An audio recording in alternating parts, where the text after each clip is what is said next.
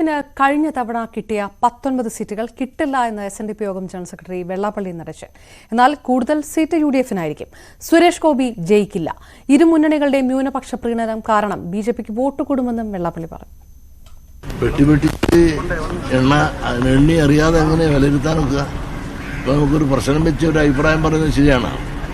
തോന്നലിൻ്റെ അടിസ്ഥാനത്തിലോ അല്ലെങ്കിൽ നമുക്ക് ബാഹ്യമായി ആരെങ്കിലും പറയുന്നതിൻ്റെ അടിസ്ഥാനത്തിൽ വിലയിരുത്തി പറയാനൊക്കുന്ന സ്ഥിതിയാണോ ഇപ്പോൾ തിരുവനന്തപുരത്ത് തന്നെ നടത്തുന്ന മത്സരം ത്രികോണ മത്സരമാണ്. അവിടെ ശക്തമായ മത്സരമാണ്. ഇവിടെ ഇങ്ങനൊരു ശക്തമായ മത്സരം വരുമെന്ന് ഞാൻ പോലും പ്രതീക്ഷിച്ചത്. പിന്നെ ഓരോ ദിവസം കാണുമ്പോഴാണ് ചന്ദ്രശേഖരനാണെന്ന് അദ്ദേഹം അവസാനമായിട്ട് വന്ന് പറന്നിറങ്ങിയ ആളാണ്. പക്ഷെ അദ്ദേഹം നല്ല കുറഞ്ഞ സമയം കൊണ്ട് അടിച്ചു കയറി. അതിക്ക് മുമ്പേ സ്ഥിരമായി ഇവിടെ അടിച്ചു കയറി നിൽക്കുന്ന ആളാണ് കോൺഗ്രസിൻ്റെത്. അതിനു മുമ്പോട്ട് തന്നെ ഈ നാട്ടുകാർക്ക് ഏറെ പരിചിതനാണ് പന്ന്യൻ.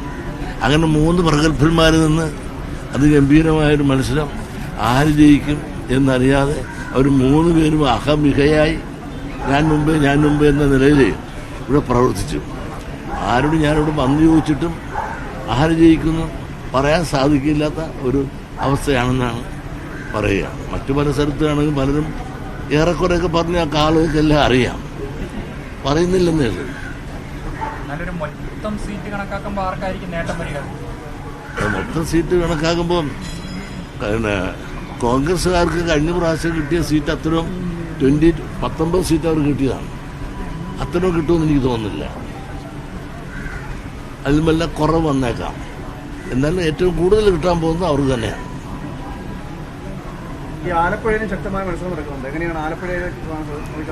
ആലപ്പുഴ ഇതുപോലെ തന്നെയായിരുന്നു. അവിടെ നല്ല ശക്തമായ മത്സരമാണ്. പാർട്ടിക്ക് കിട്ടിയ ഏക സീറ്റ് അവിടെയായിരുന്നു, ആരിഫ്. അവിടെ ഒരു ത്രികോണ മത്സരമാണ് വന്നത്. വേണുഗോപാലും പണ്ടേ തൊട്ട് വേണുഗോപാലിന് ആലപ്പുഴ നല്ല വേറുള്ളൊരു കാൻഡിഡേറ്റാണ്.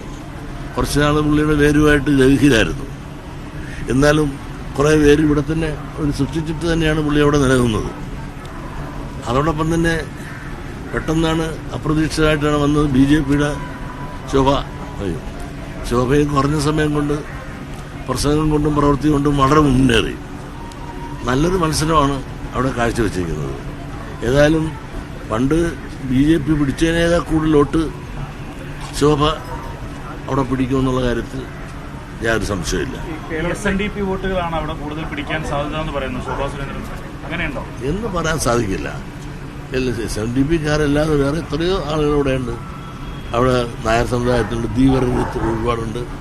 എല്ലാം SNDP ആണെന്ന് പറയുന്നത് ശരിയല്ല. കുറച്ച് ഇഷ്ടംപോലെ ധീവരുണ്ട്.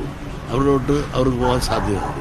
ഈഴവരുടെ പിന്നെ സവർണ വോട്ടുകളില്ലേ, ചിലപ്പോൾ മുസ്ലിം വോട്ടുകൾ കിട്ടുകയില്ലായിരിക്കാം. ക്രിസ്ത്യാനികളുടെ വോട്ട് ചിലപ്പോൾ അവർ നേടിയെന്ന് വന്നേക്കാം. കുറേ വോട്ട് അവർ കിട്ടും.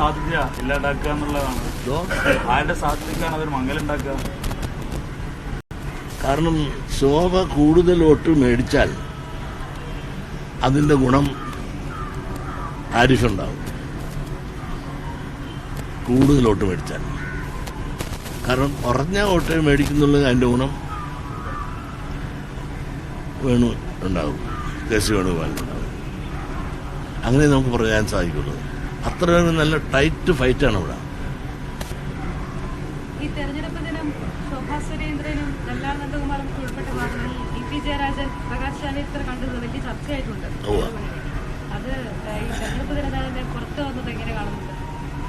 അത് തെരഞ്ഞെടുപ്പിന് വോട്ട് ചെയ്യാൻ പോകുന്ന ആളുകളെയൊന്നും അതത്രയും ബാധിക്കുമെന്ന് എനിക്ക് തോന്നുന്നില്ല. പക്ഷെ എന്നാലും അതൊരു വലിയ ചർച്ചാ വിഷയമായി. അതങ്ങനെ പോകണമായിരുന്നു. അതിനെപ്പറ്റി മുഖ്യമന്ത്രി തന്നെ വ്യക്തമായ ഒരു അഭിപ്രായം പറയുന്നുണ്ട്. അദ്ദേഹം ഇതിനു മുമ്പും ഇതുപോലുള്ള സൂക്ഷ്മതയില്ലാതെ പോയതിൻ്റെ പേരിലുള്ള വിവാദങ്ങൾ ഇതിലൂടെ പിന്നീട് ആവർത്തിക്കപ്പെട്ടു എന്ന് അദ്ദേഹം സൂചിപ്പിച്ചിട്ടുണ്ട്. അതെല്ലാം ഒഴിവാക്കാമായിരുന്നു അദ്ദേഹത്തിന്. അദ്ദേഹം ചെറിയൊരാളല്ല, നമ്മളെ കൂട്ടുള്ള ആളല്ല. അദ്ദേഹം പാർട്ടിയുടെ വളരെ സീനിയറായ ഒരാൾ. അതിനെല്ലാം അദ്ദേഹം LDF-ന്റെ കൺവീനറാണ്. അതെ, അല്ല ഇതുപോലുള്ള പിന്നെ കോൺട്രവേഴ്സികൾ ഒഴിവാക്കാമായിരുന്നു. കാരണം ഞാൻ ചോദിക്കട്ടെ, ഇപ്പോൾ ജാവേക്കർ കാണുക എന്ന് പറഞ്ഞുകൊണ്ട് അദ്ദേഹം വലിയൊരു രാഷ്ട്രീയ നേതാവ്. രാഷ്ട്രീയ നേതാക്കന്മാർ പരസ്പരം കാണാറുണ്ട്. അങ്ങനെ മുഖ്യമന്ത്രി പോയി ഇന്ത്യൻ പ്രധാനമന്ത്രിയെ കാണുന്നത് കുഴപ്പമില്ലേ? അപ്പോൾ ആർക്കും ആരെയും കാണാം. പക്ഷെ കാണുന്ന സമയം, കാണുന്ന രീതിയും അത് ആണ് പ്രാധാന്യം. ഇപ്പോൾ പോയി കണ്ട പിന്നെ പേര് പറഞ്ഞു പോകുന്നില്ല, EP ജയരാജൻ പാർട്ടിയിൽ പറഞ്ഞിട്ടാണ് പോയതെങ്കിൽ അത് തെറ്റ് പറയാൻ പറ്റില്ല. പാർട്ടി അറിയാതെയാണ് പോയത്, അല്ലെങ്കിൽ പോയി വന്ന ശേഷവും പാർട്ടി റിപ്പോർട്ട് ചെയ്തിരുന്നെങ്കിൽ കുഴപ്പമില്ല. ഇതുവരെ പാർട്ടി പറയാതെയും റിപ്പോർട്ട് ചെയ്യാതെയും ഇരുന്നുവെങ്കിൽ അത് കമ്മ്യൂണിസ്റ്റ് പാർട്ടിയുടെ ആ നയവും പരിപാടിയും ചട്ടക്കൂടും അനുസരിച്ച് അത് തെറ്റ് തന്നെയാണ്. ബിജെപിയിലേക്ക് പോകാനുള്ള സാധ്യത കാണുന്നുണ്ടോ? അതൊക്കെ ഇങ്ങനെ ആളുകൾ പലതും പറയുന്നില്ലല്ലോ, എനിക്കത് തോന്നുന്നില്ല. എന്നാലും അദ്ദേഹത്തിന് ആ ഹോട്ടൽ ബിസിനസ്സുമായിട്ട് ബന്ധപ്പെട്ട് പല കാര്യങ്ങളിലും വലിയ സംശയത്തിന് മുനയിലും കുറേ നാളുകളായിട്ട് LDFന്റെ കൺവീനറായി നിന്നുകൊണ്ട് അദ്ദേഹം ആ ചുമതല വേണ്ടത്ര പ്രസ്താവനയിലൂടെയോ പ്രതികരണത്തിലൂടെയോ ഒന്നും കാണിച്ചതായിട്ടും പറഞ്ഞതായിട്ടും നമ്മളാരും TV കാണാറില്ലായിരുന്നു. അദ്ദേഹം ഒരു 2 അടി പുറകോട്ട് മാറി നിൽക്കുന്ന ഒരു അവസ്ഥാവിശേഷമാണ് നമ്മൾ കണ്ടിരുന്നത്. അതെന്താണെന്നൊന്നും നമുക്കറിയില്ല. എന്തുമായിട്ട് അദ്ദേഹം ഇപ്പോൾ ഒരു വാർത്താപുരുഷനായിട്ട് മാറിയിട്ടുണ്ട്. കൂടിക്കാഴ്ചയുടെ വിവരം പുറത്തു വരുന്നു. അതോടൊപ്പം തന്നെ താങ്കൾ തന്നെ സൂചിപ്പിച്ചു LDF കൺവീനർ എന്ന നിലയിൽ EP ജയരാജൻ പിന്നോട്ട് നിന്നു. അതൊക്കെ സൂചിപ്പിക്കുന്നത് അങ്ങനെ എന്തെങ്കിലും രാഷ്ട്രീയ ചായ്വ് അദ്ദേഹത്തിന് ഉണ്ടായിട്ടുണ്ടെന്നാണോ? ഒന്നും എനിക്കറിയാൻ പാടില്ല. ഈ പൂച്ചക്ക് പൊന്നുതൂക്കൊണ്ട് എന്നെ കാര്യം കുഞ്ഞെ, ഞാനൊരു ചെറിയ സമുദായ പ്രവർത്തനമായിട്ട് നടക്കുന്നത്, ഞാൻ ആവശ്യമില്ലാത്ത അഭിപ്രായങ്ങൾ പറയുന്നത് ശരിയാണോ? അതെല്ലാം അവരുടെ കൊച്ച്, അവരുടെ കുളം, അത് അവരനുഭവിച്ചോട്ടെ. ഈ ആറ്റിങ്ങൽ മണ്ഡലത്തിൽ ഇഴവ സ്വാധീനം കൂടുതലുള്ള ഒരു മേഖലയാണ്. അവിടുത്തെ ഒരു തെരഞ്ഞെടുപ്പ് എങ്ങനെയായിരിക്കും? അടൂർ പ്രകാശത്തോടെ ജയിക്കുമോ അല്ലെങ്കിൽ ജോയിക്ക് സാധ്യതയുണ്ടോ? ജോയിക്ക് സാധ്യത കുറച്ച് കാണാൻ സാധിക്കില്ല. വളരെ ഏതായാലും കഴിഞ്ഞ കൊല്ലമൊക്കെ എല്ലാവരും പറയുമായിരുന്നു അടൂർ പ്രകാശം വളരെ ഈസിയാണ് എന്ന്. പക്ഷെ ഒരിക്കലും ഇപ്പോൾ അടൂർ പ്രകാശിന് പോലും കഴിഞ്ഞ തവണ ലഭിച്ച 19 സീറ്റുകൾ കിട്ടുകയില്ല എന്ന് വെള്ളാപ്പള്ളി നടച്ചതിന് അപ്പോഴും ഏറ്റവും കൂടുതൽ സീറ്റുകൾ UDF-നായിരിക്കും എന്നുള്ള പ്രവചനം കൂടി വെള്ളാപ്പള്ളി നടത്തുന്നു. പൂർണ്ണമാകുകയാണ് ന്യൂസ്.